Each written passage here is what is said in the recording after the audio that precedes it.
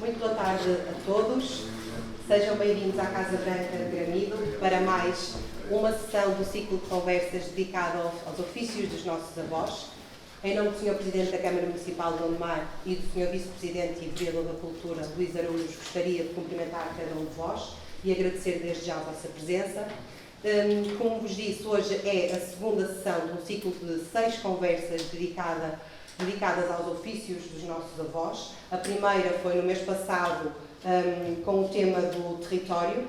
Hoje vamos abordar a arte da madeira, depois fazemos uma pausa para férias durante os meses de julho e agosto e retomamos então em força em setembro para os 4 meses que faltam até ao final do ano, em que vamos abordar a fundição do ferro, a fundição de sinos, a mineração e a ourivesaria. Foi-vos dado um caderno, não é, para tomarem notas. Quem já esteve na outra sessão certamente trouxe o mesmo caderno. A ideia é que vocês o tragam e que vão acumulando os vossos apontamentos ao longo destes meses. Por isso contamos com a vossa presença daqui para a frente, porque acredito que quem não esteve na última sessão que vai gostar desta sobre a arte da madeira e que virá naturalmente às próximas sessões falar sobre os ofícios deste património que é tão importante para o Concelho de Gondomar. Vou passar então a palavra à doutora Cecília. Ela vai ser a moderadora desta conversa hoje. Ela é doutoranda da Faculdade de Letras da Universidade do Porto. Aliás, este ciclo de conversas é uma parceria entre a Faculdade de Letras e a Câmara Municipal e por isso mesmo a Cecília vai hoje moderar esta conversa e passo-lhe desde já a palavra. Muito obrigada. Cecília. Boa tarde a todos. Não sei se me estão a ouvir. Bem, eu quero começar por agradecer as palavras da doutora Inês Lino e naturalmente felicitar a iniciativa deste encontro dos ofícios dos nossos avós, à minha cara colega Diana Felícia e a colaboração, claro, da Faculdade de Letras da Universidade do Porto e da Câmara Municipal de Gondomar. Também agradeço a oportunidade que nos foi dada em estar aqui a fazer parte desta sessão sobre os ofícios da madeira. Agradeço ainda a presença dos mestres artesãos gondomarenses, Vitorino Guimarães, marceneiro, Manuel Oliveira, entalhador, Isabel Santos, artesã de palhinha, e a professora Maria Cecília Santos, filha de um mestre marceneiro e embutidor. Agradeço também à professora Ana Cristina Souza, que, embora não esteja presente, muito gentilmente nos cedeu a sua cadeira restaurada pela Isabel e que todos podem observar aí no centro da sala. Por fim, agradeço a presença de todos. Antes de começar a nossa conversa, permitam-me dizer umas breves palavras. Gondomar é portador de um património material e imaterial único e muito rico, e com estas sessões o objetivo será realçar precisamente o património industrial, porque todos somos herdeiros. Nesta sessão em especial iremos abordar os ofícios da madeira. Bem, é do conhecimento de todos que Gondomar foi um grande produtor de mobiliário e esta tradição cresceu imenso a partir de 1860, primeiro nas freguesias de Balbão, São Cosme, Fânzeres, Rio Tinto e São Pedro da Cova e posteriormente em Jubim e Foz de Sousa. Embora estejam aqui representados 4 ofícios, não podemos deixar de referir a carpintaria, que teve igualmente uma importância muito acrescida no concelho, o serviço de torno, assim como o entalhador executava boa parte dos elementos decorativos do mobiliário, o serviço de envernizador e polidor para os acabamentos do mobiliário e o ofício de santeiro, também conhecido como imaginário ou escultor sacro, que felizmente ainda persiste em Gondomar, graças à oficina Casa Arte Sacra de Fânzeres. Aproveito para salientar que se estiver algum carpinteiro, torneiro, envernizador, polidor ou imaginário, ou que tenha algum familiar que praticou ou pratica estas modalidades, que no final nos brinde com um comentário ou uma partilha do seu conhecimento. Bem, isto para dizer que os ofícios aqui representados pelos nossos convidados e todos os outros que eu referi são muito importantes porque são possuidores de um conhecimento único, um conhecimento das técnicas artesanais que aos poucos estão a perder-se. Com esta perda quase iminente, porque alguns ofícios aqui representados estão quase a extinguir-se, é nosso dever arranjar formas de perpetuar este conhecimento. E é por este motivo que este encontro é tão importante para lembrar que muito se está a perder e que nós, académicos, precisamos de vocês para perpetuar o nosso património e a nossa história. Bem, passando agora a atenção para os nossos convidados. Sr. Vitorino, quero começar por lhes dar os parabéns pelo seu aniversário. Muito obrigado. Bem, o Sr. Vitorino foi marceneiro, atualmente está aposentado. Sr. Vitorino, eu gostaria que nos explicasse um pouco como é que aprendeu o ofício de marceneiro. Como é que eu aprendi o ofício de marceneiro? Não sei se... Tem aqui, não sei se está a funcionar. Se calhar é melhor usar esse. Está ligado. Está ligado. Tá. Pronto. Eu comecei o meu ofício de marceneiro muito novinho. 6 anos ou 7 anos de idade, fui trabalhar para a marcenaria. Comecei pelo mestre Eugênio Sousa Vieira. Trabalhava praticamente só em mobília quinada. Era na Lagoa, Rua do Toural, depois passou para a Rua Dr. Joaquim Manuel Costa, perto da Junta de Paulo. Mais alto? Conclusão. Dali aprendi praticamente a arte. Depois, aos 17 anos, fui para outra especialidade, mais no estilo americano. Havia muitos marceneiros naquele tempo, naquela rua, desde um lado até o outro. Fui marceneiro em casa do Sr. João da Vita Silva Ferreira, fundador da Interplan,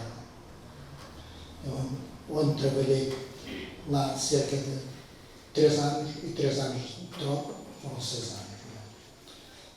Foi um dos maiores mestres que eu tive. Trabalhei no António Martins França, está aqui pessoas com certeza que conhecem, o David conhece certeza. António Martins França, João da Vita Silva Ferreira, Eugênio Sousa Vieira e também ainda fiz estilo americano, mas também cascos para estufadores. Era tudo trabalhado à mão. Serrar, espigar, furar, não havia praticamente máquinas naquele tempo, não é? Hoje é tudo com máquinas, que é o caso, ainda estava aqui a falar com o colega, os pontógrafos que apareceram depois por causa da telha. Antigamente a telha não era feita com pontógrafos, era tudo à mão. Na minha arte, eu tenho orgulho naquilo que faço, naquilo que fiz, e pena tenho não ter seguidores. Você referiu em alguns estilos de mobiliário, como o Queen Anne e o estilo americano. Pode falar um bocadinho desse estilo? Porque houve outros, não é? Sim, a Renascença, o Dom José, o Dom João, o Dom João V, muitos estilos. Portanto, o Dom José, o Dom João V, o que já na Taia. Os criadores nisso sabem mais do que eu, com certeza. A Renascença é a mesma coisa, não é? Mas, posso dizer que as primeiras câmaras de Júlio Viçosa, que o Sr. João da Vila, segunda-feira, pôs Foi eu que as fiz. 3 cômodos. Todas maciças. Tudo feito à mão. E as madeiras? Madeiras. As madeiras eram de boa qualidade? Havia muita madeira, muita qualidade de madeira. Hoje já há poucas qualidades que aparecem.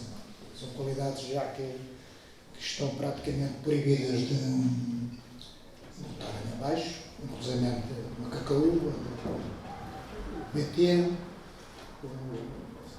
e outras. O BT matou alguns marceneiros. Mas porquê? Por causa do pó? Por causa do pó. Inclusive, eu trabalhei com algumas marceneiras, em algumas madeiras, que estou proibido de trabalhar. Precisamente por causa do pó. Por causa da energia. Matou um vizinho dele. Matou um vizinho seu. Como? Matou um vizinho seu. Matou muita gente. Matou o seu vizinho. O vizinho. É verdade. O RA. Matou o vizinho. Ainda trabalhou na minha casa há algum tempo também, já depois reformado, mas tinha gosto em trabalhar e cheguei até lá na minha casa. E o Elísio também foi teu colega lá. Mas atualmente, agora só faz pequenos serviços. Agora estou a brincar. Pois. Agora estou a brincar praticamente. Já não, quer dizer, dá-me gosto daquilo que faço, mas é brincadeira, como eu estou a tentar arrumar também. Pois é. Que é o caso. A idade também já me perdoa. Não. Mas diga-me uma coisa, o ofício de marceneiro era muito duro de praticar, era pesado? Era duro, era pesado em todos os sentidos. Em primeiro, nós éramos novos, começávamos novos, era rapaz da cola, não é? Era cola quente, era cola feita com pó para fazer certas colégios, contraplacados e quê. E nós rapazes tínhamos de estar sempre ativos. E de vez em quando havia um cachaço.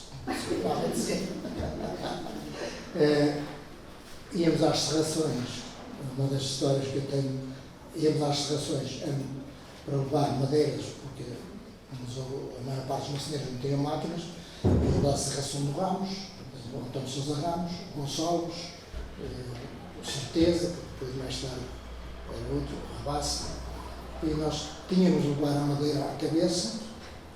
Eu estou careca, mas naquele tempo também já estava careca. E quando era mais porção de madeira, tínhamos de ir mais cedo para conseguir arranjar um carro para transportar a madeira.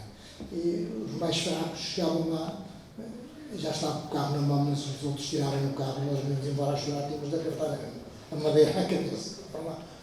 Não é? Se rascaste, agora levas a madeira à cabeça. E lá, levar a madeira à cabeça. Então começou muito cedo, como disse, muito novo, e o horário de trabalho era logo de manhã cedo? O horário de trabalho era porque quando os oficiais chegassem era a cola quente. Bem, agora passando ao Manuel Oliveira, aproveitando o comentário que o Sr. Vitorino fez sobre os estilos do mobiliário, como é que era o trabalho de talha nesses estilos? Qual era o estilo mais complexo de executar? Boa tarde, toda a gente que está aqui presente. Sou Manuel Oliveira, sou escultor e tudo que ele falou de ser moço marceneiro foi assim que eu comecei. Tal qual. Só que ele falou que a gente levava uns cachaços e de vez em quando havia uma promoção que ainda levávamos uns chutes. E eu comecei com 8 anos, moço marceneiro. Não gostava de marceneiro. Não gostava. E então, na oficina onde eu trabalhava, chegavam lá os escultores com telhas, com os móveis, e eu admirava já aquilo. Disse, não, eu quero aprender aquilo. Então, onde fui para uma oficina, andei de graça durante 3 meses,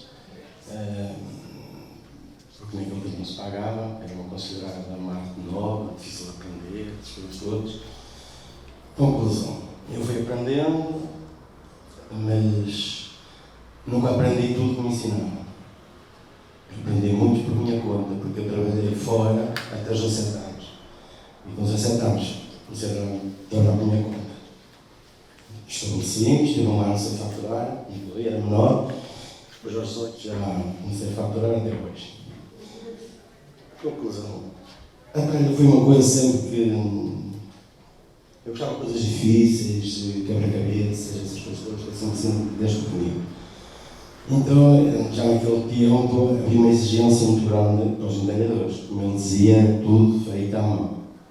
Depois o modernismo veio, as concorrências, em vez de fazer uma cobra, tinha que se fazer 12, e 12 a gente era difícil entregar obras. Quando começaram a inventar pontouros, nós fazíamos, vamos supor, um molde, depois a madeira vem grosso para uma máquina e a máquina desgasta, vamos supor, 80%. E nós depois damos os acabamentos. Isso foi sempre modernizado até hoje. Hoje há máquinas de controle numérico e máquinas 3D e fotografia, já conseguem praticamente para a obra pronta já de máquina. Agora, sobre a telha, tenho a dizer uma coisa. Não sei quando começou a telha.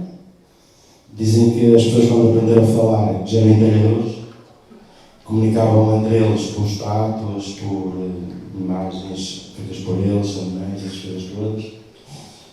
Veio para aí adiante sempre, até chegar à época da fruta. Depois passou para a época das gárgulas, depois veio o Romano, veio o Renascença, veio o Mesquino, veio o XVII. Mas isto já foi no tempo dos reis para atribuir o nome da terra aos reis e às reinas. Foi uma coisa sempre que eu gostei. Hoje faço alguma coisa, mas ainda não me sinto o melhor. Há sempre coisas que eu não desafio. Faço o que sei, mas sou obrigado. Mas é uma coisa que não tem fim. É uma arte que foram misturadas ao longo dos séculos. Eu tenho livros que é por exigência, vamos supor, o quarto de Dona Maria tinha que ser rigorosamente aquela folha de arte, aquela tulipa, tudo, não poderia haver modificações. O Dom João V tinha que ser comparado, o Septimo, o Dom José, como falou, eram artes que não se podia inventar mais no raminho. Tinha que ser aquilo porque estava de catálogo. Então era uma arte muito meticulosa, Exatamente. Não podiam fazer mais só o que era. Exatamente. Não podiam inventar, era aquele elemento decorativo. Trabalhava-se com os quilos. Depois, já há uns 30 anos, começou a ver as pessoas da universidade, já com designers com muitas visões, começaram a misturar uma cobra com meio de uma árvore, aí comer uma fruta, começaram a misturar a fruta com outras técnicas. E hoje ainda continua assim.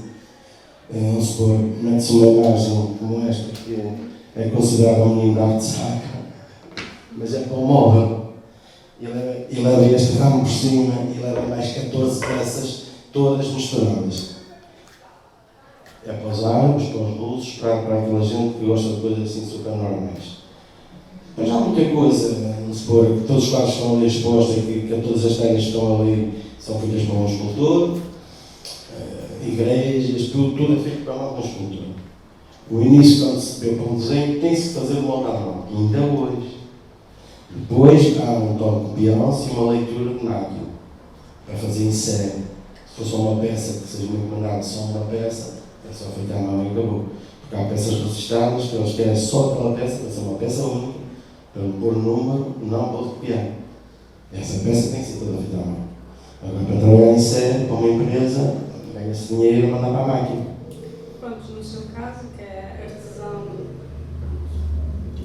só tem a sua oficina, é artesanal, Exato. não tem nada de copiadores nem dessas máquinas modernas. É Não, tudo não, por aquilo não. que eu presenciei. Eu sou coisas e lixas e É tudo coisas feito, assim. é tudo Tudo manual. é tudo à mão. Nunca ganhei dinheiro para modernizar. Mas também As máquinas são muito caras. mas assim, a talha também tem muito mais valor, não é? Porque é tudo manual. Tem para quem a dar. Eu, por acaso, posso me considerar uma pessoa feliz. Tenho 58 anos, nunca perdi um cliente na minha vida. Toda a gente que eu trabalhei até hoje, nunca perdi um cliente. Nem por serviço mal feito, nem por preços. Isso para mim é muito gratificante, a minha longa vida. Posso dizer, não conheço nenhum escultor mais novo que eu. No ofício, a trabalhar. Pode se calhar haver uma habilidosa aqui ou ali, então, mas estou a dizer, com a oficina montada a trabalhar, não conheço muito mais novo que eu. Porque é pequena, é uma arte que está em extinção, como muitas coisas. E atualmente, tem feito à base de moldes para outras empresas? Eu só trabalho praticamente a fazer moldes. Só moldes agora. Raramente tem uma Porque peça. ainda há muitos interiores ali para lados de Rebordós, em Passos Ferreira, que eles têm máquinas de pontógrafos, essas coisas todas. Eu faço moldes, eles depois metem ao pontógrafo e conseguem copiar. E eu trabalho muito a fazer moldes. E os seus moldes, eles trazem o desenho. Ou fotografias, os desenhos também já fazem desenhos. Muitas vezes pedem-me um parecer sobre uma coisa ou outra. Eu desenho, eles vão para a análise, está aprovada para fazer. Pronto, então basicamente eles fornecem o desenho, o Manuel elabora o molde e depois eles ficam com o molde para fazer então em série. Exatamente. Bem, passando agora. Muito obrigado a todos. Bem, passando agora para a arte da Isabel. Explique-nos como é que foi um pouco a experiência de aprender a técnica da palhinha.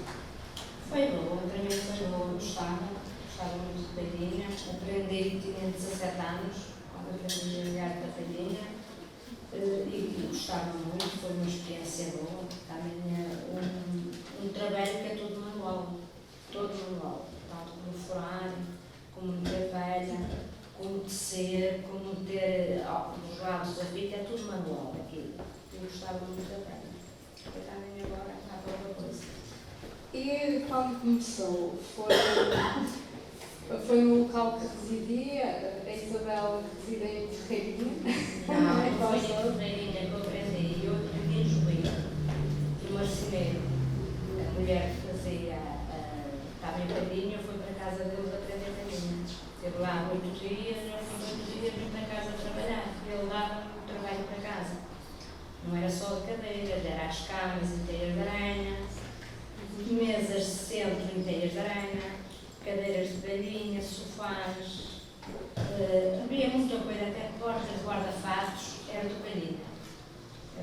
É muito bonito, a teia de aranha é muito bonita. Eu já tive a possibilidade É de muito bonita. dá imenso trabalho. Dá imenso trabalho, mas eu como gostava daquilo, e gosto, era uma arte que eu gostava, eu sentia bem de trabalhar naquela arte. E a técnica foi difícil de aprender ou é rápido? Eu comecei com teia de aranha, aprendi aqui em 8 dias. Em 8 dias, fui trabalhar. Trouxe uma cama grande de palha, em teia de aranha e fui até o fim. A que me ensinou, a senhora estava sempre a ver quando eu ligava para vir explicar a casa, mas eu acabei a cama sem poder nada. E depois a palhinha de cadeiras aprendi num dia. Então, basicamente, o ofício é fácil de aprender? Para mim foi, agora para os outros não sei, para mim foi fácil de aprender. Mas a execução exige muita rapidez? Eu era rápida a fazer, mesmo esta senhora que me ensinou, que era a Clara, uma rapariga de Ferreirinha, dizia, tu vais luzir muito a fazer em luzia. Por exemplo, eu fazia uma cama num dia, enquanto muitas lá faziam dia e meia. Eu, por acaso, na palhinha luzia muito. Fazia uma cama de teia de aranha num dia. Aquela cadeira que está ali ao centro, que foi restaurada por si, é um padrão mais simples, nada comparado com um padrão de teia de aranha. Eu vou-lhe fazer uma pergunta muito curiosa. Já chegou alguém ter consigo a pedir para reutilizar a palhinha que está na cadeira? Não. O capaz sempre se consegue reutilizar a palhinha. Não se pode usar. Não, tem que ir para o lixo. Ou seja, Tem que retira-se. se retirar, furá-la toda à volta, que tem leva uns furinhos para meter a palhinha, nas camas, aquilo a palhinha não pode ser reutilizada. Não pode ser Não. reaproveitada. Não. Tem que ser cá fora, não dá para isso. Agora tem sido fácil encontrar a matéria-prima, a palhinha? Sim, sempre foi fácil. Antigamente, quando eu comecei, era muito pouco que se encontrava. E agora para Passos Ferreira encontra-se lá perto. Mas, e a nível de preços? É uma dificuldade maior? Em nível de preço, logo que tenha dinheiro. Eu comecei com um molho de pé, um brilho de pé custava 300 escudos. Quando eu comecei, ela agora está em 100 euros o quilo. Isto, claro que também Claro, condiciona o trabalho, não é? Claro. Quanto mais matéria-prima tiver que usar. Quanto mais tiver que levar, mais caro temos que levar. Claro. Pois. E atualmente tem sido assim alguns trabalhos, é mais a nível de restauro, não mobiliário Novo não. novo, não. É mais de escolas e cadeiras até. Só Cadeiras, sofás, parece. E a teia de aranha? Não Teia de aranha não tenho aparecido. É em camas, se calhar que aguentam mais tempo, não sei. Mas é bonita a teia de aranha. É diferente. É diferente. E aqui não há duas qualidades de liso das cadeiras. Há aquela encançada e há o liso na volta que está na outra cadeira. Ou seja, aquele padrão é diferente do que está na cadeira. Ou seja, aquele que eu percebi é mais trabalhoso, gasta mais matéria-prima. A Isabel confirma. Hoje tem que gastar o dobro, enquanto nós das outras não temos uma a comprir e uma atravessada, mas temos duas através e duas ao comprido. É o dobro. Já é o dobro. Por Pois. isso é tudo dobro, não só de matéria-prima, Mas mas também de trabalho. também dá. Custa mais a fazer aquela. Essa foi a semana passada. Mas restauro. Sim. Agora basicamente é tudo agora. Agora é só restauro. Não era como antigamente que era obra nova, não vinha. E a obra nova, cadeireiras. Então, na década de 90, basicamente era mobília nova. Era mobília. Depois é que deixou de ser. Até mesinhas de cabeceira, já mesinhas de cabeceira se faziam. Mesas de centro, teias de aranha. Pode ser que. Volta a vir outra vez. Bem, agora passando para a professora Maria Cecília Santos. É melhor. Se calhar é melhor usar. Porque tem muito ruído. Ok. É melhor. Se calhar é melhor. Bem, a situação da professora Cecília é diferente dos restantes convidados, não é? Primeiro de tudo, eu gostaria que partilhasse o nome do seu pai. Certamente já falou aqui com alguns presentes, mas para aqueles que não tiveram a oportunidade, gostaria que referisse o nome do seu pai. Talvez algum o reconheça ou até tenha tido algum trabalho ou contactado com o seu pai para ele fazer alguns trabalhos de magistraria. E gostaria de saber, como filha de um magisteiro, como se posiciona em relação ao ofício do seu pai? Ora bem, eu escrevi aqui algumas notas, Desculpa, não sei doutora se Cecília. nessa altura. Marque T. Esse é o termo que todos nós conhecemos. Mas em termos de coisa, é magisteiro que se diz, só que coloquialmente nós conhecemos por marquetaria ou marqueteiro, mas nos dicionários portugueses normalmente é magistraria que aparece, ou embutidor. É banista. Também, mas o ebanista é outra secção à parte. Bom, eu gostaria muito de agradecer à Câmara Municipal de Montemar, à doutora Inês Lima, que fez o favor de convidar e de promoverem estes debates, que são sempre muito interessantes, estas apresentações de coisas da nossa terra, das profissões dos nossos avós.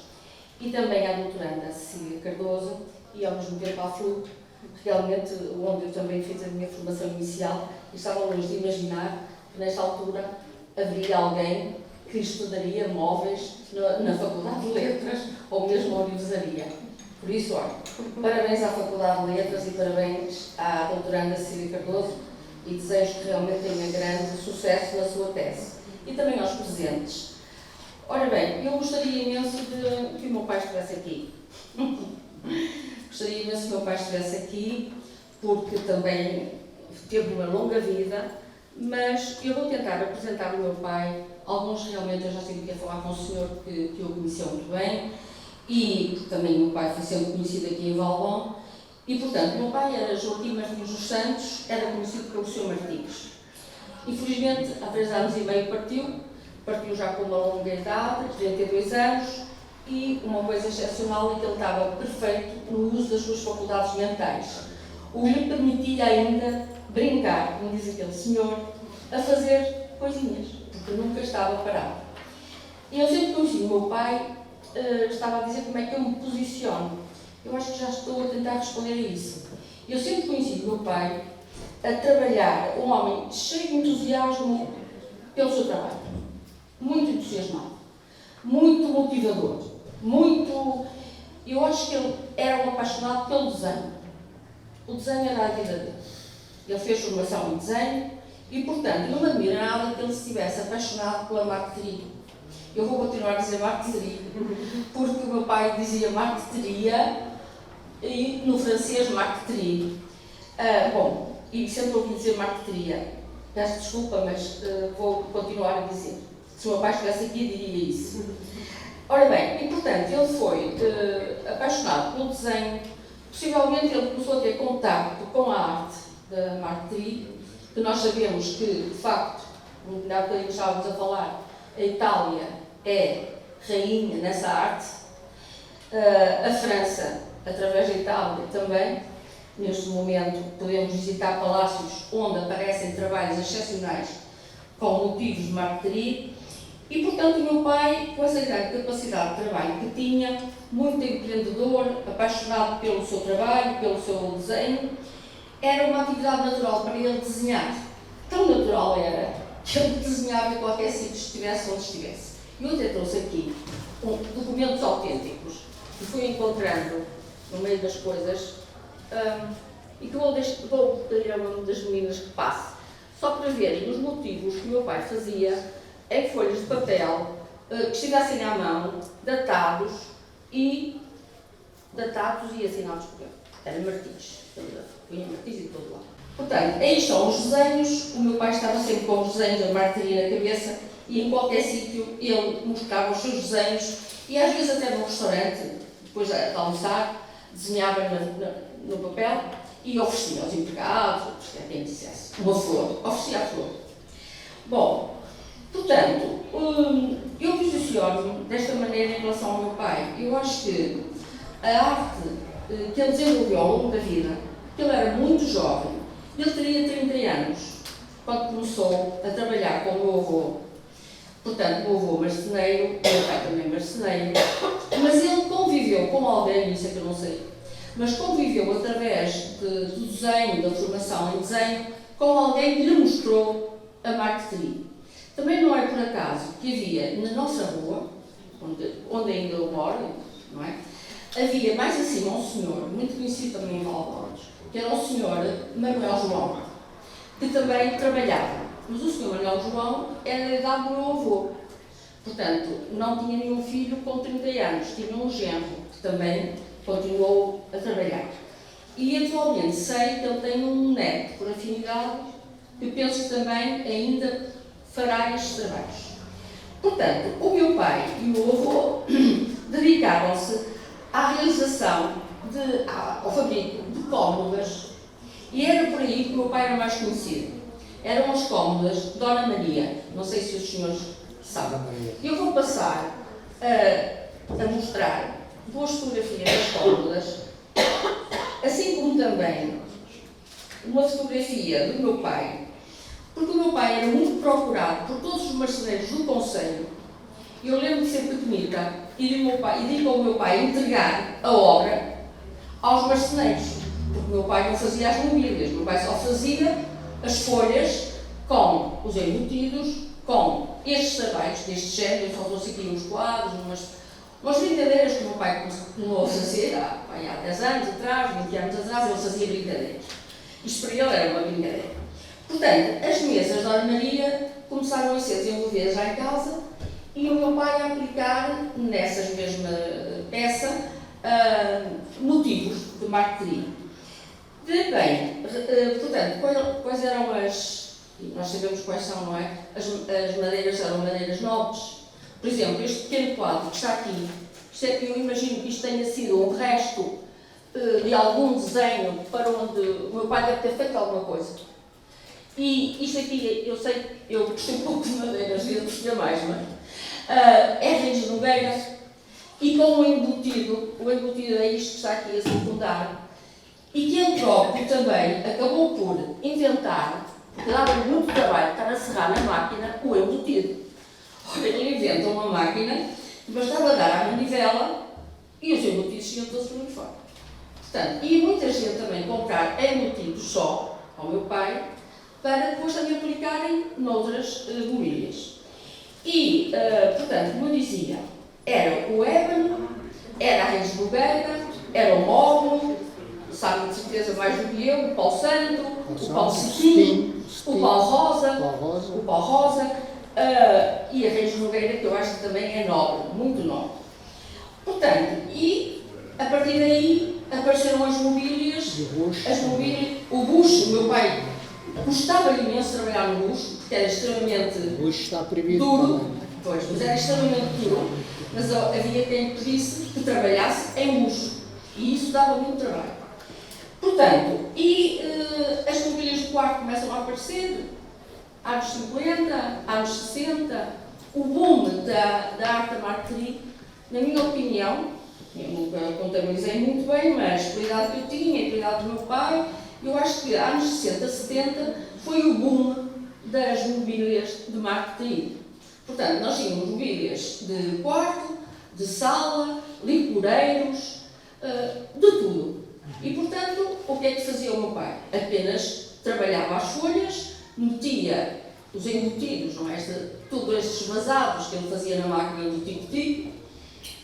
Depois, nós sabemos que aquilo é um processo que demora tempo. Primeiro é preciso colar, vazar, uma alturinha de folhinhas, depois separar as folhinhas todas e sombreá-las.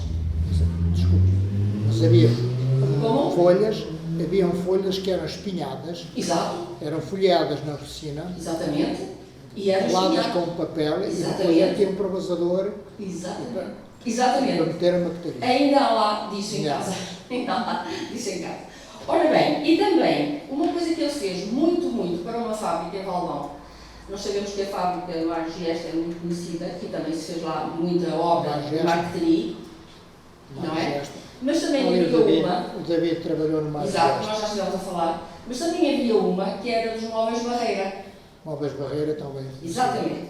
Eu vou-lhes passar uma imagem do meu pai com um tampo para uma mesa de jogo. Já tenho visto mesas de jogo, mesa pé de galo, com a parte do jogo em cima, com o xadrez, mas nunca vi nenhuma com a marqueteria e a raiz de nogueira.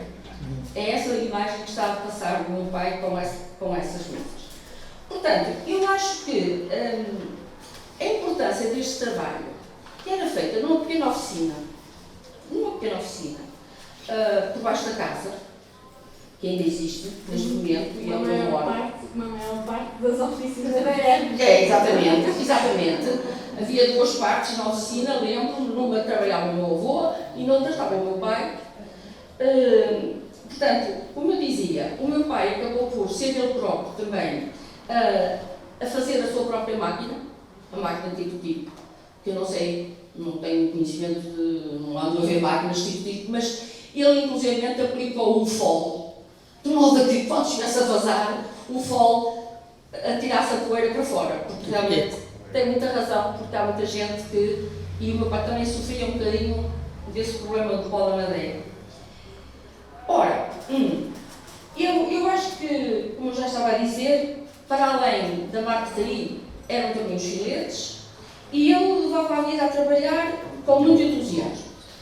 Acho que eu dou muito valor à obra que o meu pai deixou.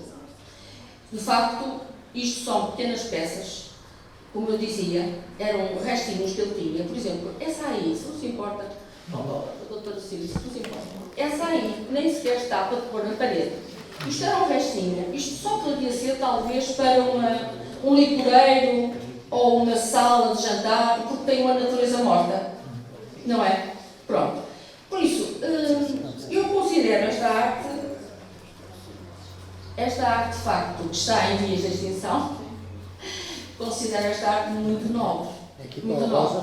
Porque só vendo o que se passa em palácios nacionais, por exemplo, o Palácio da Ajuda, tem coisas parecidas com. Tem. Eu apreciei já no Palácio da Ajuda algum mobiliário que me faz lembrar esta cómoda que anda por aí a passar, as cómodas da Dona Maria. Professora, não é Dona Maria. Então, É Luís XVI. Luís XVI, a cómoda? É. Olha, então eu peço desculpa, eu não sei mesmo nada. Eu sempre ouvi falar em Dona Maria, pensei que era a cómoda da Dona Maria. Bom, pronto, muito bem.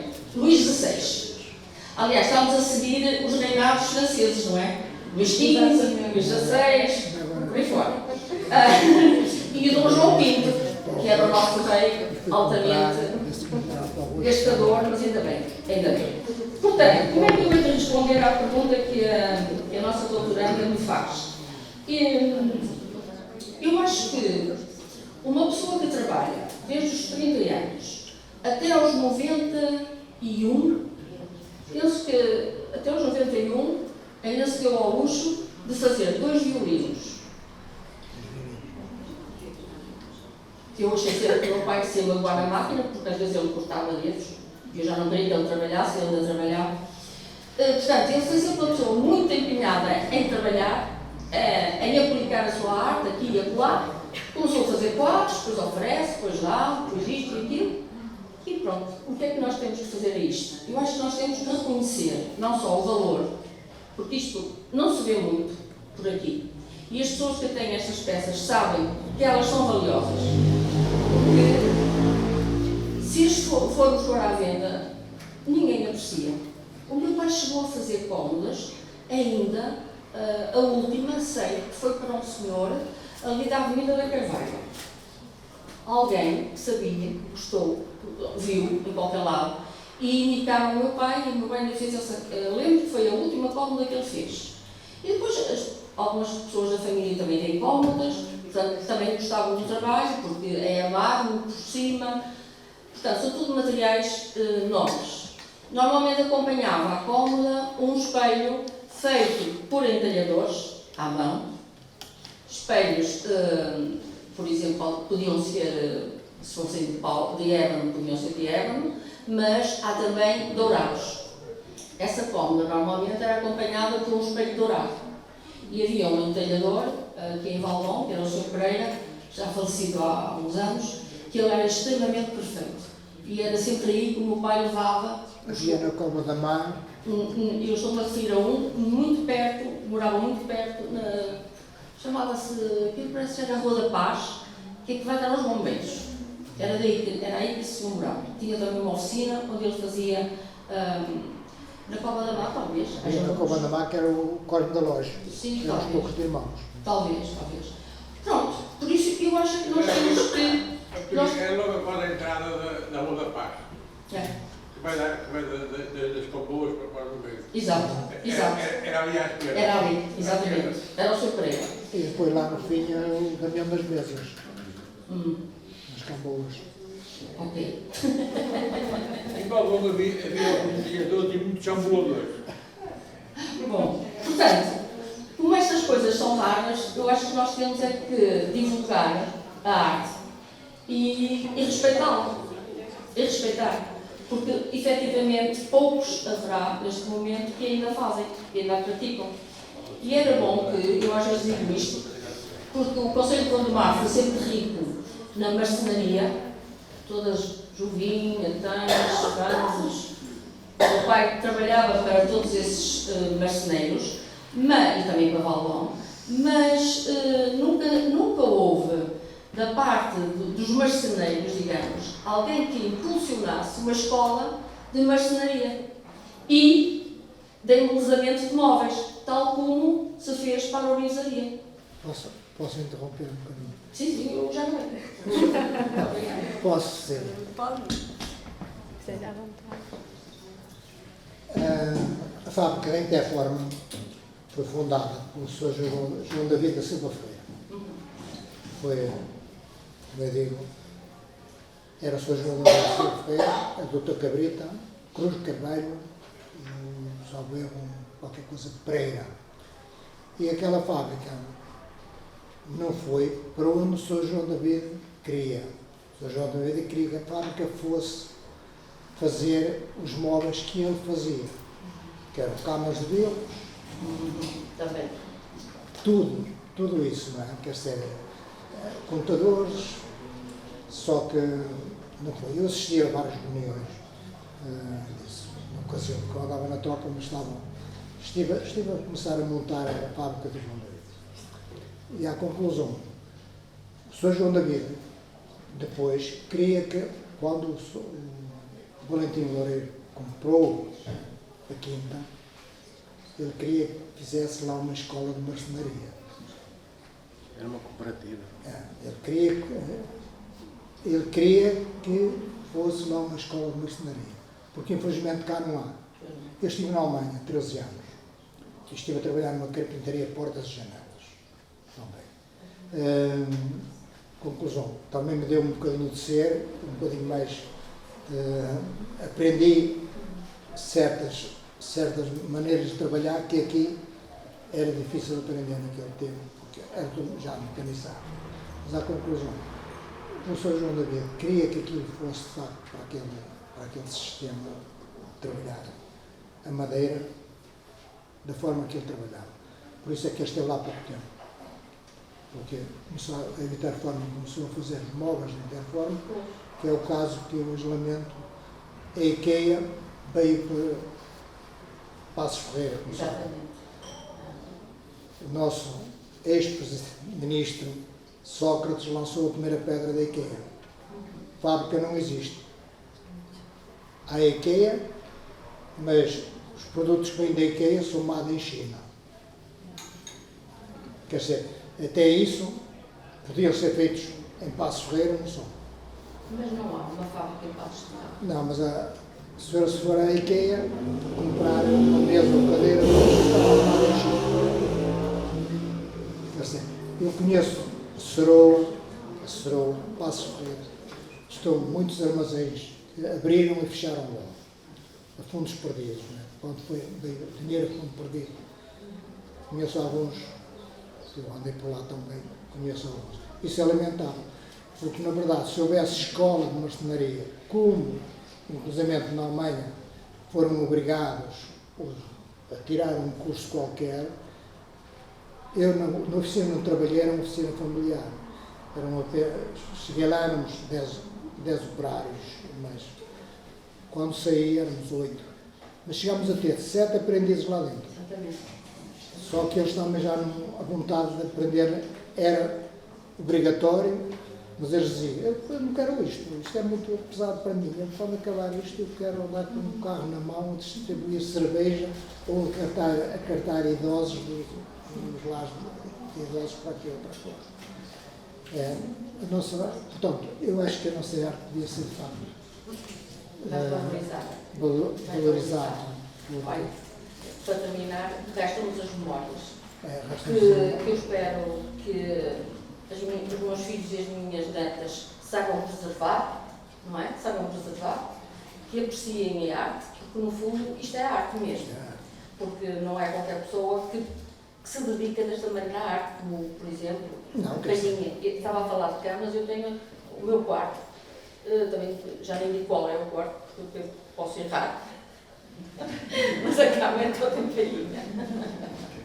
A cama é de palhinha, E a minha, porque de facto eu tenho peças feitas por meu pai, tenho uma cômoda diferente dessa que passa aí no meu quarto, também em ébano, e o meu pai dizia que só tinha feito 2 cômodas, aquelas para Lisboa.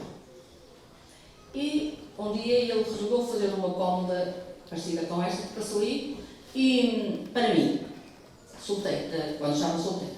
E depois eu disse assim ao meu pai, ó pai, então, como é? Agora eu também não tenho uma cômoda para o meu quarto, mas o quarto não tem nada a ver com a marqueteria, portanto lá está. Porque eu já estava a fugir um bocadinho, anos 80, eu já estava a fugir da tudo com marqueteria. Então é tudo mais para o liso, mas lá está. A cama eu quis em Palhinha, lá se arranjou um bom marceneiro em Valdão que fizesse, o meu pai arranjou, que fizessem os móveis, a cama de Palhinha e a sala, também com cadeiras em Palhinha. Conclusão, já sei onde é que é de ir quando for preciso renovar as cadeiras, porque é como diz, infelizmente já não se faz nada de novo, é só renovar. Portanto, olha, é o que eu acho que nós temos que ir passando esta mensagem aos mais novos e pronto. E já não há muita gente que faça Palhinha. É ébano. A minha cômoda, eu estava a falar, sim, é ébano. É ébano e não é lisa.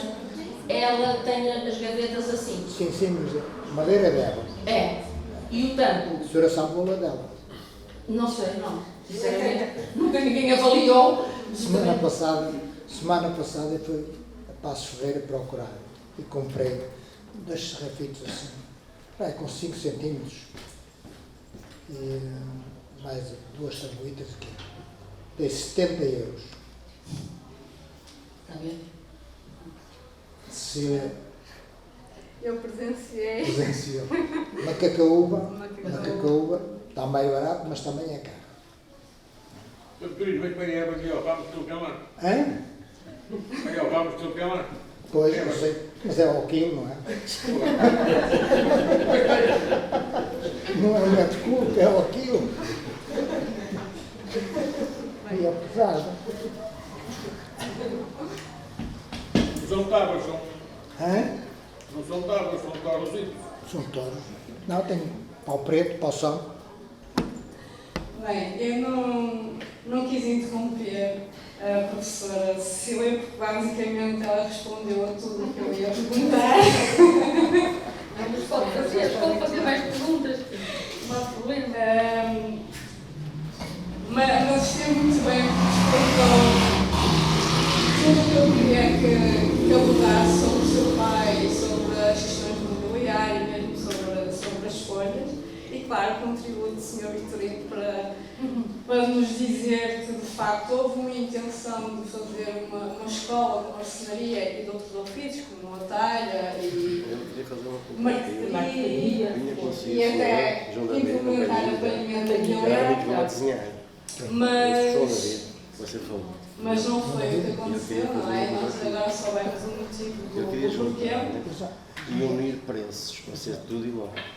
Manuel, pode partilhar connosco o que estava a dizer. Não, este senhor que eu estava a falar, eu ainda cheguei a conhecer, esse velhinho.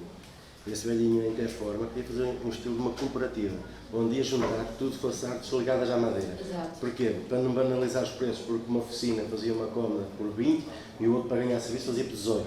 O outro mais à frente fazia por 17 e estragavam os negócios todos uns aos outros.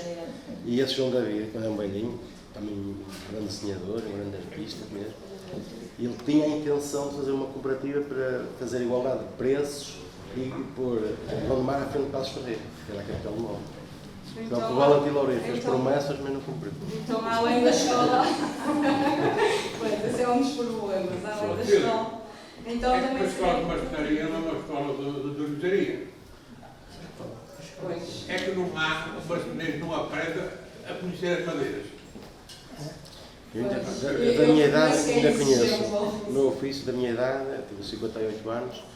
E eu conheço toda a gente ligada às artes, neste momento, maquinaria, tudo. E agora conheço muito os móveis de latão e também conheço muitas pessoas, cinzeladores, decoradores, tudo ligado à arte moderna. Agora mistura-se muito faixas com latão nos móveis. E eu neste momento ainda conheço muita gente, mas é todos da minha idade. Daqui por 5, 6 anos, quando a gente se quer para a cova, aí é que acabou tudo. Não sei se quer dizer algo. Conheço uma pessoa da minha idade que trabalha na maquinaria diariamente. Sim. Está a dizer qual é o Sr. João da Vida. O Sr. João da Vida tem, ou tinha, que eu cheguei a ver, cômodas, credências, muita coisa que não vendeu nem vendia, preferiu que elas estivessem a apodrecer, não baixava os preços. Se ele dissesse, a cômoda custa 80 contos em Bravo, não, dou 60, não, fica ali a cômoda. Não ia. Porque ele valorizava o trabalho que... O trabalho dele, e outra coisa, quando reparava, quando dava por ela, que lhe estava, era ele que fazia, que recheava as plantas. Ele recheava as plantas. Era ele que fazia o desenho. Desenho. Ele tinha um armário, seguramente, com 8.000 plantas. Eu tenho lá algumas, não são dele, são do António Martins França, mas ele tinha, que eu sei que tem. Posso perguntar à Margarida, à filha, ou à Milena, mas tinha no porão, lá, cômodas a apodrecer e credências, que antigamente usava-se muitas credências de tenha, depois desapareceram, estão lá a apodrecer tudo. Ou quem as quisesse rematar, e ele não vendeu. Respeito, quando apareceram os pontógrafos, ele comprou um pontógrafo e comprou moldes destes numa sala em frente à Interforma, à casa de labor, que lá está aquela casa principal, de frente. Tem o chão, será quase deste tamanho, estava coberto de moldes. Disse que ele fez questão em comprar aquilo e estava isso. E não tem ideia do que está a acontecer com esse espólio? Não tenho ideia. Ele tem na cabo do prédio. Na cabo do Há prédio. muitas cômodas de televisões e papeleiras de Tem lá televisões. muitas cômodas, eu fui lá vê-las. Mas era muito, não há muito tempo. Eu fui lá Já não há vê-las. muito tempo. As cômodas, cadências e outras Em coisas. França, as artes vão se Eu tinha perdendo que pelos dar preços. 20 mil euros ou 25 mil euros. É tudo pelos preços que se vão perdendo das artes. Ele não vendia, não baixava o preço. Uma peça toda trabalhada, O orgulho demora dele era X tempo a fazer e uma móvel da IKEA que custa insignificante, não é? Claro. Então os preços são muito diferentes. Só acrescentar uma coisa a propósito disso. Eu lembro que muitas vezes o meu pai ficava muito triste também, porque ia-lhe regatear o preço. E ele dizia, não vale a pena fazer. As pessoas não percebem o trabalho que isto me deu, o tempo e o trabalho que eu tive para fazer isto. com certeza. Mas isso não acontece hoje. Acontece hoje, não é? Portanto, as pessoas não valorizam. As tais cômodas que eu fiz, eu zonei-me com o Sr. João da Vida, por causa da Interfone. Desculpe lá estar a demorar bem muito tempo. Eu andava a ajudar a montar a Interfone. Estavam a montar os carroceiros, chamavam a banda, não é? Eram uns carros em ferro, com rodas, e levavam uma cremalheira, um cadeado, aqui outro na ponta. E em cima, aqueles carros eram feitos em tamponeiras, levavam um tampo em cima, outro em baixo, não é? Que era para depois, quando aquilo que estivesse a trabalhar, um operário fazia aqui uma coisa, o outro fazia, e aquilo estava programado, X minutos, ia ser programado assim. Eu, como digo, assisti a várias reuniões, que eu era um dos primeiros homens a ir para lá. Ele é que me incentivou e depois queria que fosse eu fazer a proposta, que não é preciso, que eu já tenho emprego. Conclusão. Deu-me números de telefones de vários fornecedores e disse, tu és um dos primeiros a ir para lá, eu andava na tropa. A minha caixa de ferramenta, quando eu fui para a tropa, tinha uma caixa de ferramenta. A Lima da Vida é capaz de testemunhar que eu tenho um irmão, já me faleceu o irmão, Manuel Moreira Guimarães, trabalhou nos Gestas, e, segundo me disseram, que era a caixa de ferramenta mais bonita que lá estava. Não diga nada. Hã? Não diga nada. E eu tinha também uma caixa assim. E quando fui para a tropa, porque era normal, já não sabia o tempo que ia lá estar. Eu Tinha duas. Eu lixei a ferramenta toda e meti massa com o sistema. Quando vinha de férias, pegava nela e andava com ela. Quando o Sr. João da Vida começou a pensar na Interforma, fez uma visita com os sócios, com os sócios lá à oficina. E ao passar a minha caixa de ferramenta, eu estava lá a trabalhar, um deles passou a olhar para a caixa de ferramenta e disse, olha, isto era uma coisa bonita para nós termos em Lisboa. E um treino por cima, a dizer, antigamente trabalhava-se com isto e hoje trabalha-se com máquinas. E o Sr. João da Vida disse assim, olha, este é que é o Vitorino. É o tal que eu já apontei, para esfiar uma secção, mas só que ele está no serviço militar e só quando acabar pode tirar o curso. E pode ser que ele e a venda. Perguntam-me. Eles perguntaram-me. E eu disse, depende. Vendi a minha caixa de ferramenta completamente como estava, com ferramenta e tudo, no conto 500. Isto em 1966, salvo erro. Se traça 65. E fizemos acordo, ele disse, pronto, dá-nos a madeira e vai experimentar a máquina de fazer malhetes a fazer a caixa. Está bem, eu experimentei a máquina de fazer malhetes. Conclusão, a respeito dos tampos, então, como eu estava lá, foi para lá acima, eu dizia lá para cima, porque a oficina é cá em baixo, e eu fui lá para cima para a interfone no pavilhão com um rapaz. Portanto, eu era já um oficial, né? Estava na tropa e o outro era no sítio, sozinhos ali. E ele disse, tens aqui este caderno com números de telefones fornecedores, vê o que é que has de meter aí, estava o pá, o que é preciso, de giro sua, e vê o que fica mais em conta para pôr ali. Bem, eu disse, olha, isto assim, telefonei para o Marante, lá estava o pá, e eles deram-me o preço daquilo, e disse, ó Sr. João Rodrigues, olha, tenho preço para os tampos ali, é só, bem à medida, é só colocá-los e parafusá-los. Está bem. Quanto é que fica? Fica por X. E diz ele assim, não, isso é caro. É caro porque há umas placas maiores, as autocaravanas PIC, eram de um cunhado do Sr. João da Vida Seguinte. E pediram ao Sr. João da Vida para ajeitar lá o chão e fazer lá colagem das ilhargas das autocaravanas grandes, porque não tinham espaço no Porto. Depois é que vieram para Gondomar, fizeram uma fábrica em Costa do Douro. Mas à conclusão, nesse chão, eles colavam isso. E uma ocasião, diz-me ele assim, olha, vamos ver, mas uma placa daquelas corta, está a 3, e depois leva uma guarnição em volta.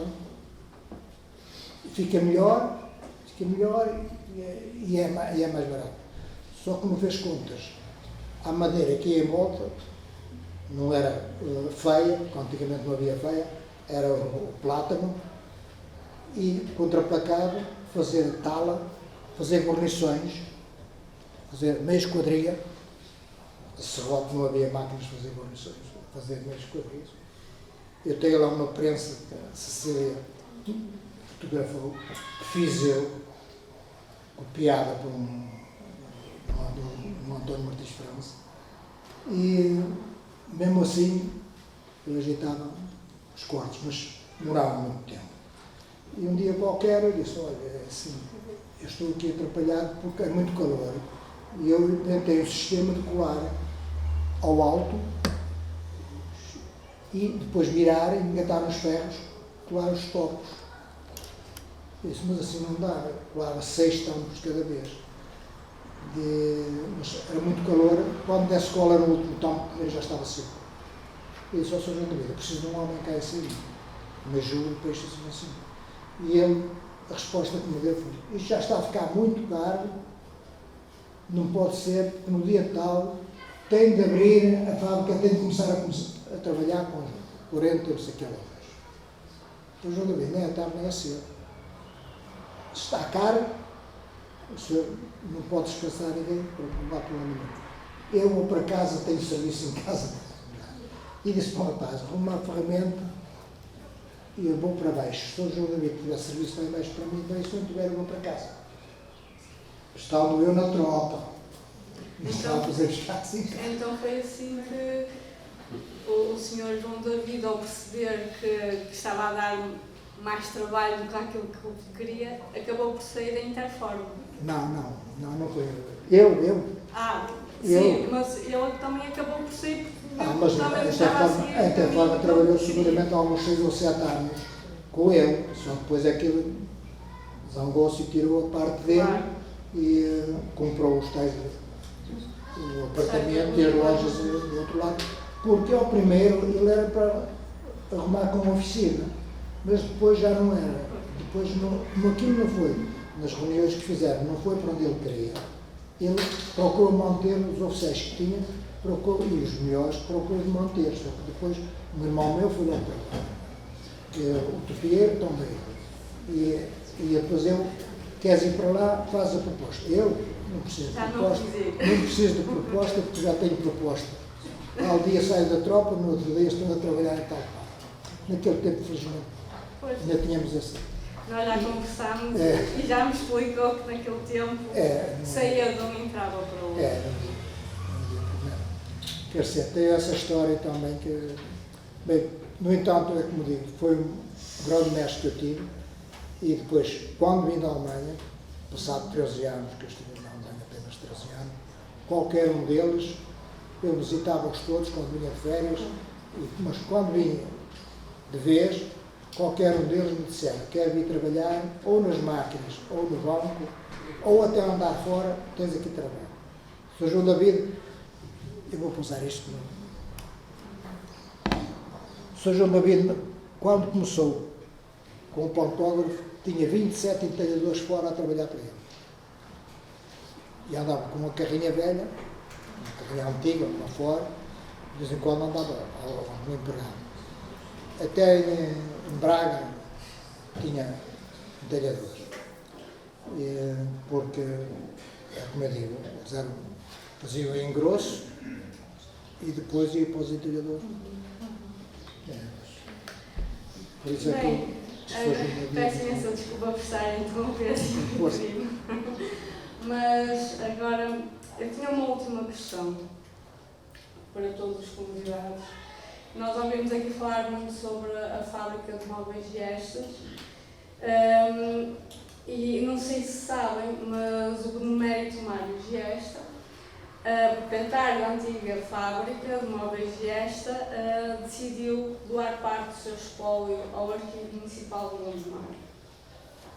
Esse espólio permitiu, inclusive, fazer alguns trabalhos, alguns artigos e partilhar esse conhecimento em alguns congressos, tive a oportunidade de participar. A maior parte desse espólio, como os desenhos, permitiu-me estudar os modelos de mobiliário da época, dos estilos, o perpetuar das linguagens estilísticas, no caso da talha, mesmo do mobiliário, se havia ou não a aplicação da palhinha também. Também nos permite saber as madeiras que eram usadas e outros materiais, não era só a madeira, mas as ferragens também faziam parte. E mesmo a forma como o mobiliário era construído. Por isso, esse espólio é muito enriquecedor para nós que estamos a estudar, no caso, a arte dos ofícios da madeira. Por isso, eu quero perguntar aos convidados se estariam dispostos um dia a doar alguma peça, alguma ferramenta para o Arquivo Municipal e se acham que isso beneficiaria para o perpetuar da nossa história. Não sei se querem comentar. Doar ferramenta? Sim, doar, por exemplo, se tivesse assim algum molde ou algum desenho. Moldes tenho 1000. mas Moldes não faltam moldes. se estaria disposta a Agora a estudar... ferramenta preciso dela, porque ainda trabalho. Sim. Estão eles a falar como se isto tivesse acabado tudo, mas isto continua tudo Sim, igual. sim. Não se faz com as mesmas pessoas, mas ainda se trabalha. Sim, espero Ainda se faz que continue. maquinaria, ainda se faz a tenda, ainda se faz os móveis todos. Sim, mas... Agora não há tantos artistas como havia antigamente. As pessoas não há tantos artistas como havia antigamente, que é muito a pena, mas da minha idade ainda é artista para tudo. E a gente tem que trabalhar, parece que agora mais uns meses, até 67, ou assim, né? A gente tem que trabalhar mais de 10 anos. Por isso isto ainda não acabou. Agora, se me perguntasse assim, o que é que achas, como é que isto está? Está mal. Está tudo mal.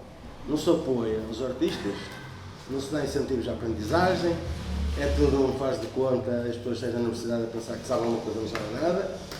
As pessoas vêm para a minha beira e começam ali a olhar e eu digo, és capaz de fazer este desenho assim, assim? E eu começo a olhar, até os meus filhos, dão logo para os o meu filho prefere fazer enfermeiro e essas coisas todas do que trabalhar como eu. Isto não há seguimento. Porquê? Não há apoios, não há divulgação.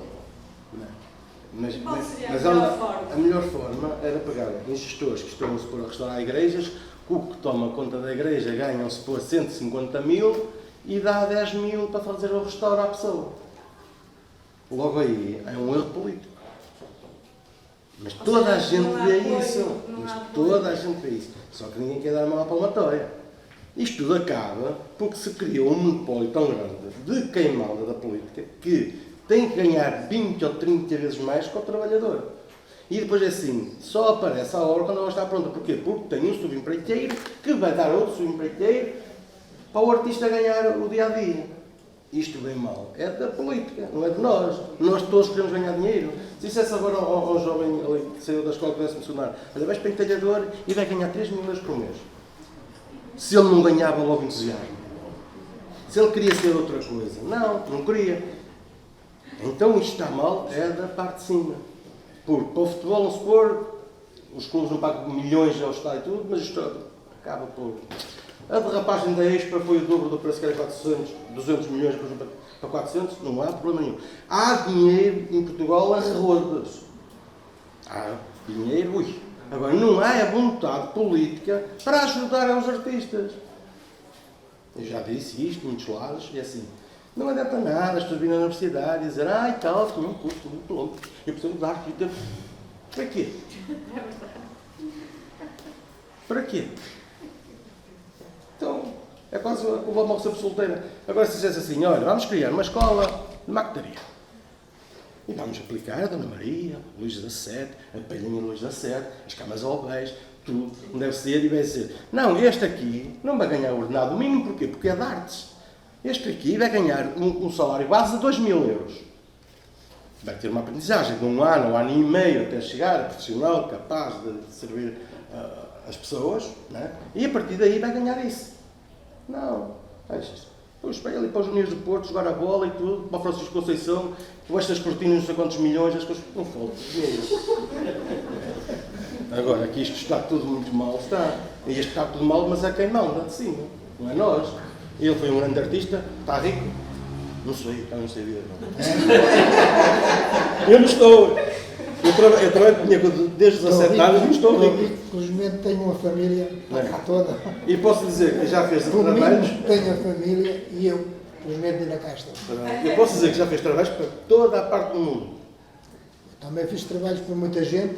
Digo uma coisa, tenho muita pena o que aconteceu agora com a Rússia. Para arquitetos. Porque a Rússia era o melhor país a nível de artes do mundo.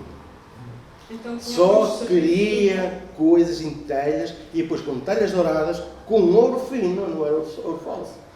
Coisas riquíssimas.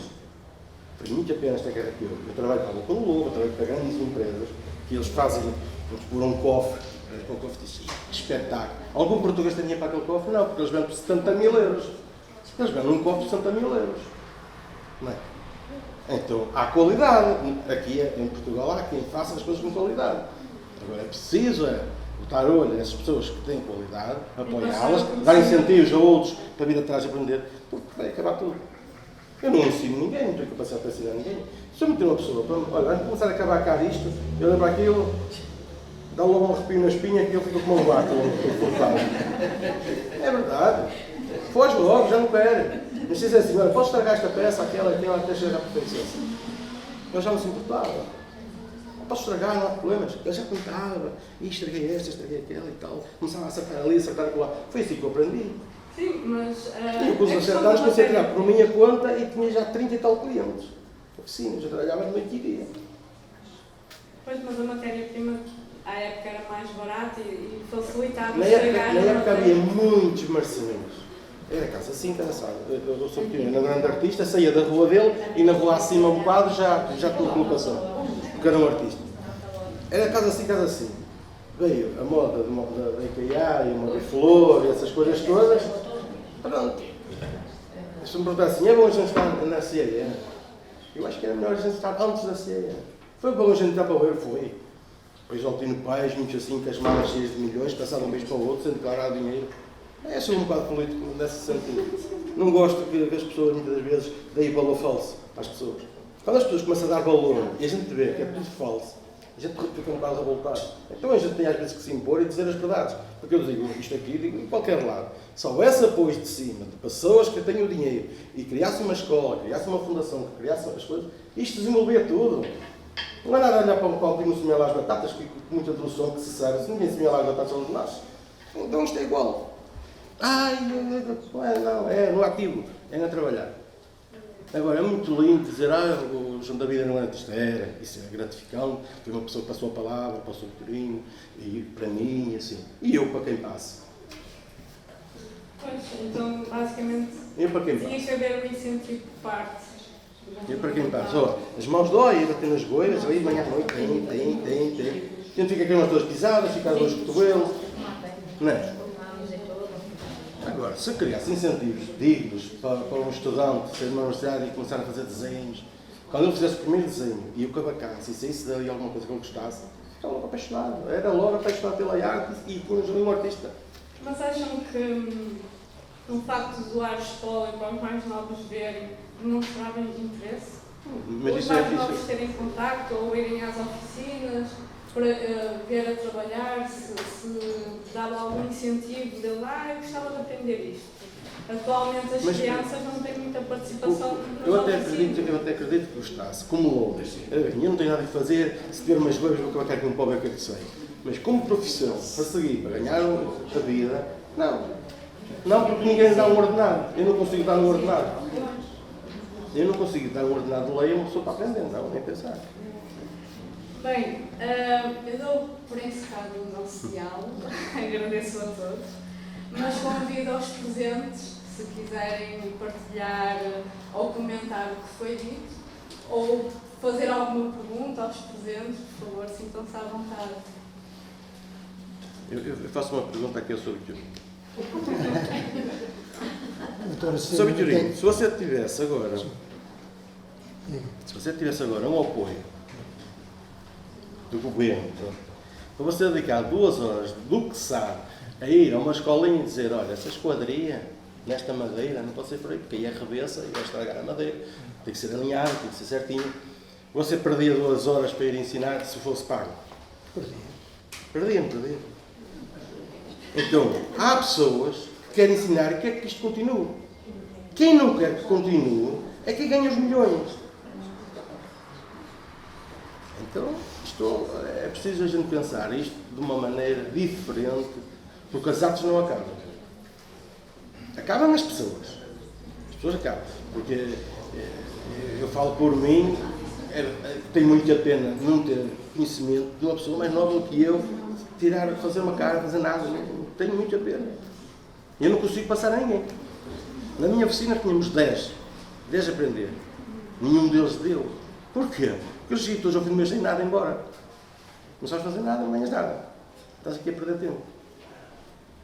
O teu pai não ganha para o arroz para depois para aqui comer. Temos 10. Nenhum deles deu nada. Porquê? Se houvesse o subsídio, cada um ganhava um ordenado mínimo, vamos supor, já havia consequência das coisas. Agora é muita pena, tenho muita pena disto não ser visto diferente. Eu só ia perguntar, o senhor chama-se desculpa? Manuel Oliveira. Manuel Oliveira. Eu sei que o Sr. Manuel Oliveira, o que é que acha dos currículos que estão em vigência na escola? Os currículos são todos fraquinhos. A nível, por exemplo... A nível de artes, os designers saem conceituados, vamos supor, não sei se vocês são aqui do Mar, devem conhecer a Boca do Lobo, é a melhor empresa daqui que exporta para todo o mundo. Quem? A Boca do Lobo. Sei, terrível. Toda a gente conhece, que é a melhor empresa. Os designers chegam lá e vão todos à minha casa. Olha, precisava assim. Eu faço desenho, depois é quem faça. Eu faço mola, depois é quem faça. Não é? Mas eles estão lá meio ano e são mandados embora. Porquê? Depois deles aprenderem alguma coisa, são mandados embora porquê? Porque há esses dinheiros, há fundos perdidos, para o patrão pagar metade e o governo paga outra metade e depois eles vão outras para fundos inteiros. Isso é muita pena. Pois é. Eu falo hoje com o Manel, estou a dialogar, vai ser preciso fazer este espelho, eu faço espelhos enormes, 2 metros, assim, 4 salas, tudo. Olha, lançou-se isto, ele teve um sucesso do caralho. Chego lá, o Manel despediu-se, foi embora. Despediu-se. Tinha o número dele de fora, tal, não dava e tal. Não dava porque eles não chegavam à frente.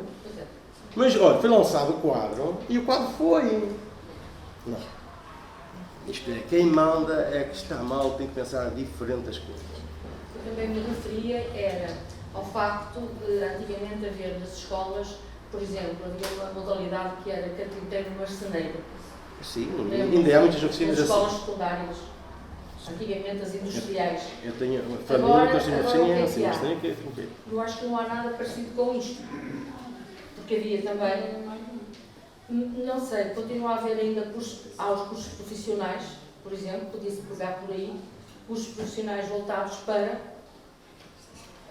os móveis, para o mobiliário, por exemplo, e quando saíssem do ensino secundário já podiam trazer algumas ideias daquilo que gostariam de continuar, até se quisessem continuar design ou outra coisa qualquer, não é?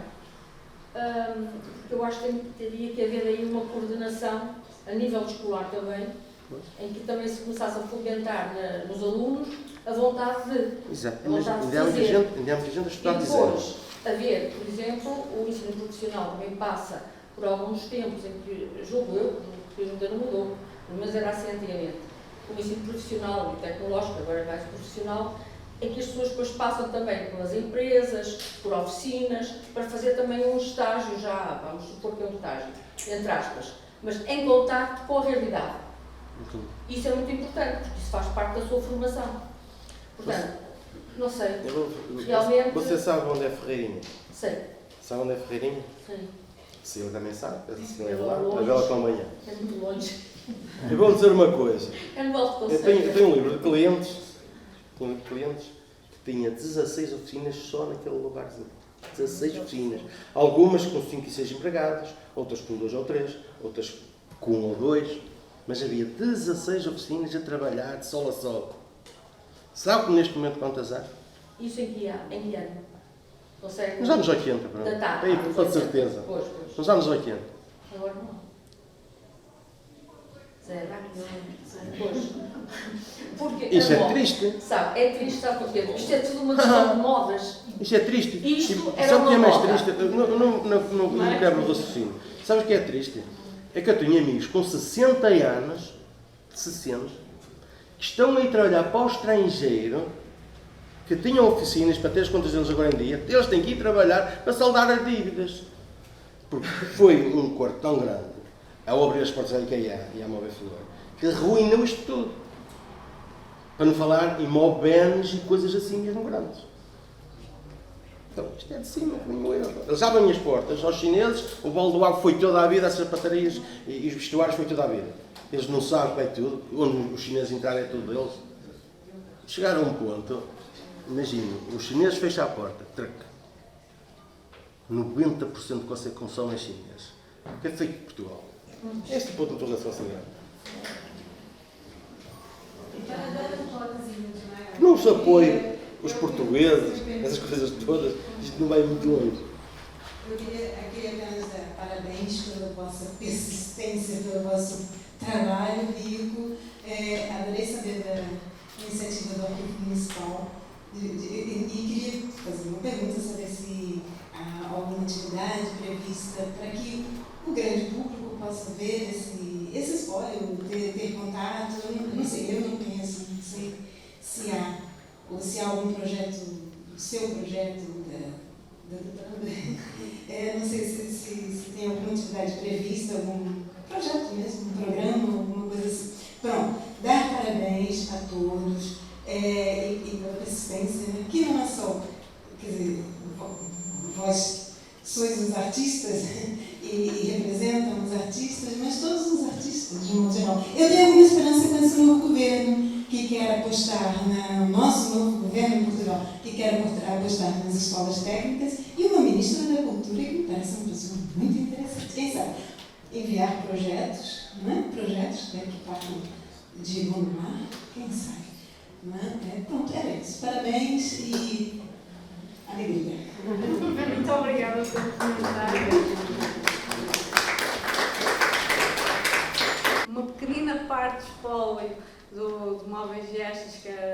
basicamente desenhos. Já teve uma exposição ao público, atualmente já não está, mas qualquer um, penso que... Sim, está disponível na Biblioteca Municipal.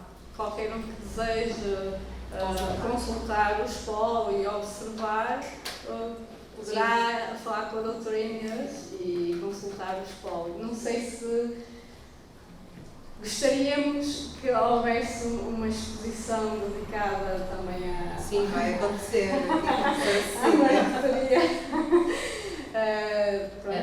Sim, temos previsto uma exposição também, ainda não, com a data a definir, do espólio do pai da professora Cecília. Sim. Também há lá em casa muitos desenhos e também trabalhos pequenos, se pudessem transportar, porque acho que também mostrar as coisas, ver as coisas é diferente de estar só o desenho, não é? Só o desenho não dá. Por isso é que eu resolvi trazer estas coisitas, porque, de facto, eu lembro-me que olho ali para aquela caravela e vejo o azul. E como é que aparece aquele azul? Podíamos perguntar, não é? Um leigo pode perguntar como é que está ali a folha azul. Eu lembro que era o meu pai que coloria as folhas. Ele tinha anilinas e ele fazia a cor que ele bem entendia. Portanto, ele tinha uma maneira de fazer um bocadinho diferente. Há sempre uma volta. Exato, mas há sempre uma volta que ele dá ao desenho que é capaz de ser diferente de outros que também faça marketing. E as cores, muitas vezes ele dizia, não, esta não está bem, esta ficou muito escura, agora experimentava outra vez. Portanto, realmente é preciso ter persistência, é preciso gostar do que se faz. Mas era uma época em que realmente a moda ditava esse tipo de mobiliário.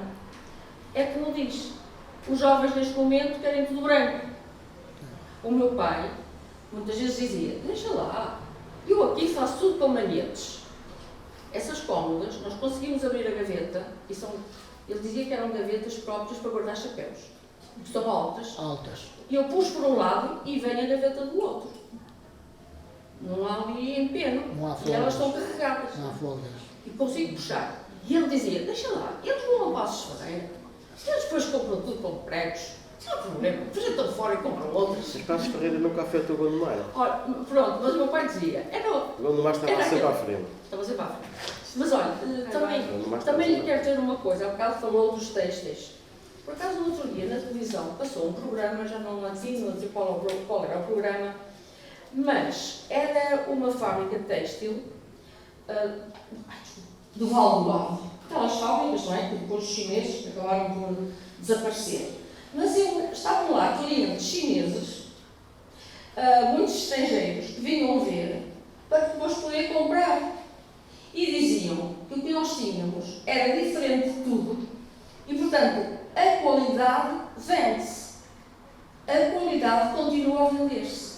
Portanto, as pessoas acabam por distinguir o que está bem feito do que está mal feito.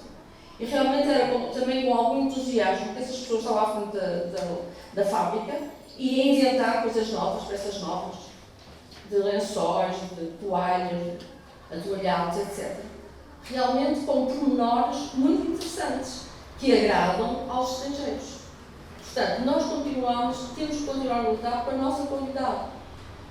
Agora, precisamos também ser reconhecidos monetariamente por isso, porque senão ninguém quer trabalhar. É como diz, não é? Ninguém quer trabalhar, claro. Então, basicamente todos concordam no mesmo, não é? Que é preciso apoio, que é preciso incentivo, porque a qualidade nós já temos, os artistas nós já temos. Nós somos muito bons. O Gondomar estava cheio de qualidade. Nós somos muito bons. É Gondomar e Braga. A nível da minha arte, Gondomar e Braga. Quando se falava, no meu tempo, quando se falava de Passos Ferreira, nós dizíamos lá vem a lenha. A lenha, era lenha, Castanho e eucalipto. O meu pai não conhecia.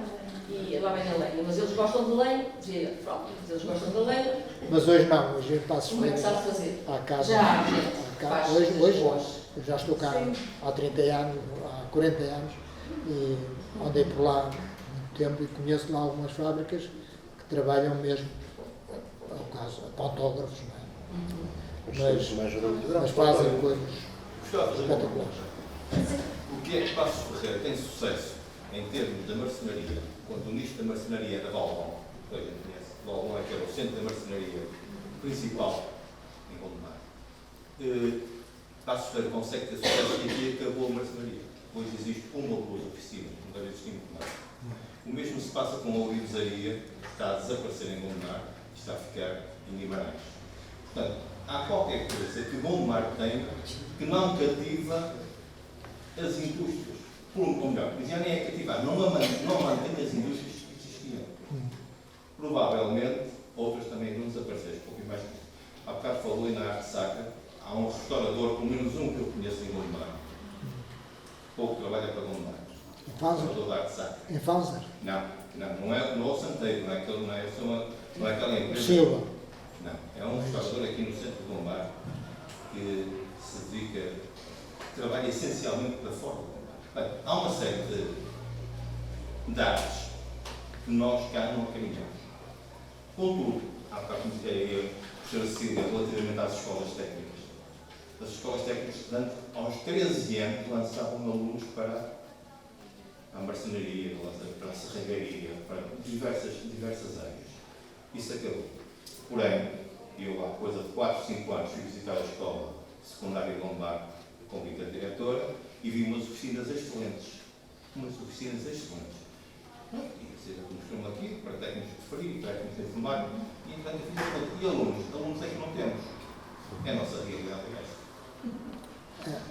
A juventude hoje procura e as fábricas de marcenaria que há, os mais novos têm 40 anos. É 40 anos para cima. Nós sabemos que agora utilizamos estilos diferentes, ou melhor, utilizamos móveis sem estilo. É o que está a utilizar, não é? Móveis grises. Temos que nos adaptar a essa realidade, porque aquela arte que você faz, a arte de João David, que era subejamente conhecida e muito valorizada, desapareceu no Pinhão. Até por uma questão económica e por uma questão de executantes, não há. João David, Torres, os Torres também. Mas isso passa a ser todas as. É que nós temos aqui excelentes serralheiros. Pessoas a trabalhar no ferro, excelentes. Acabar. Alguma coisa se passa que não. Conheço uma pessoa de artes plásticas, ela vai restaurar uma igreja e o menino perdeu um dedo e o dedo é de madeira. E ela acha aqui com uma massa assim e ficou ali. O menino vai ter dores para o resto da vida. É assim, é tudo enganar o sanguinho.